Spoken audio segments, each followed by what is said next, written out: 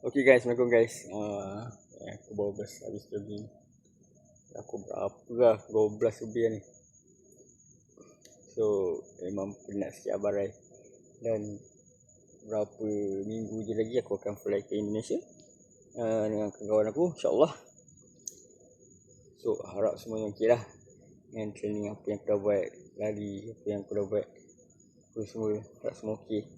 So anyway, nak share dengan korang pasal ada beberapa hari yang lepas ada satu kes tentang seorang adik-adik kita ni, Nur Yuzati, telah kehilangan kat bukit ni.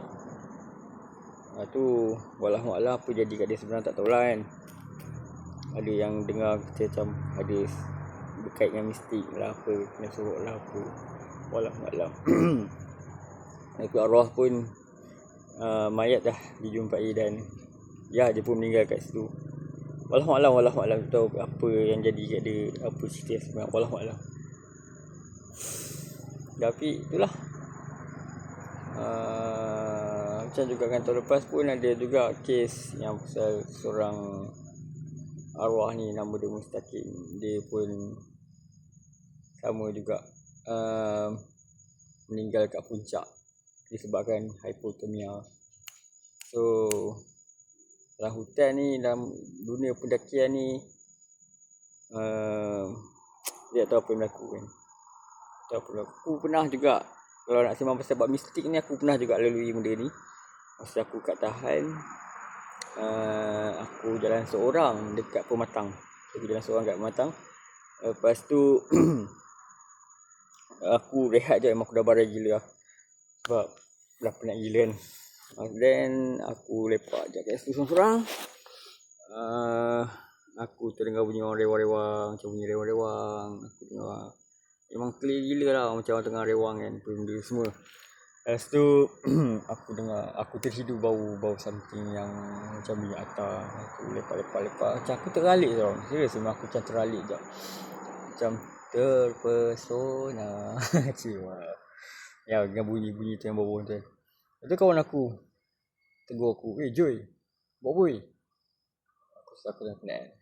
Dan masa tu aku macam, aku sedar macam aku teralik dengan bunyi-bunyi tu semua. Alhamdulillah lah, aku pun terus follow dia sampai ke camp core. Tak silap aku camp core ke campsite tu lah. Aku dah lihat jap, memang aku ikut sampai dia balik. Atau aku cerita lah apa yang aku berlaku kat aku apa semua kan. Lepas tu wallahualam lah apa yang berlaku kat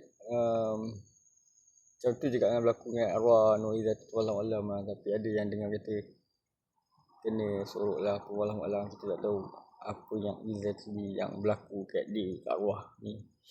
Apa-apa pun korang masuk hutan tu, apa-apa pun cubalah baca something yang boleh untuk pendinding diri lah, perlindungan daripada Allah Ta'ala, macam surah Yasin ke, surah Nabi Sulaiman ke, apa ke. Okay, hati-hatilah. Sebab kita tahu apa yang berlaku kan. Sama ada benda tu boleh jadi juga kan. Babak mistik ni tak boleh kita nafikan. Sebab benda ni pernah berlaku kat aku sendiri lah. Masa aku hiking dekat Trans YYBTN, aku lalu kat Camp Hassan tau. Satu ni Camp Hassan. Camp Hassan ni dia macam ala-ala cerita macam kes acap. Okay, kes acap. Okay. So bila aku lalu dekat Camp Hassan tu, memang auto gila lah. Meremang gila bulu roma aku. Lepas tu aku dekat Camp Bubu pun, YYBTN kan. Kat Camp Bubu pun sama kat time tu. Bayangkan dengan ketinggian yang 1000 ke atas tu boleh datang ni kelawar.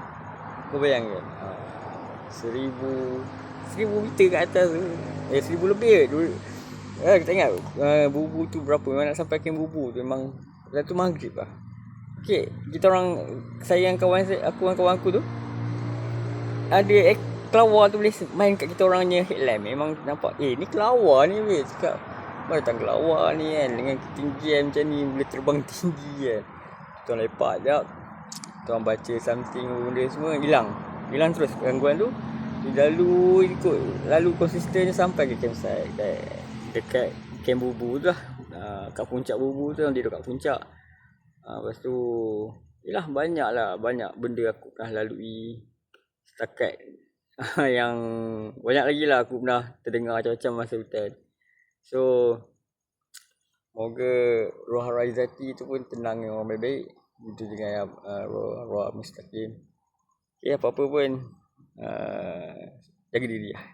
Kita tak tahu apa yang berlaku kita keluar masuk hutan kan. Wallahualam. Okay, ciao. Assalamualaikum.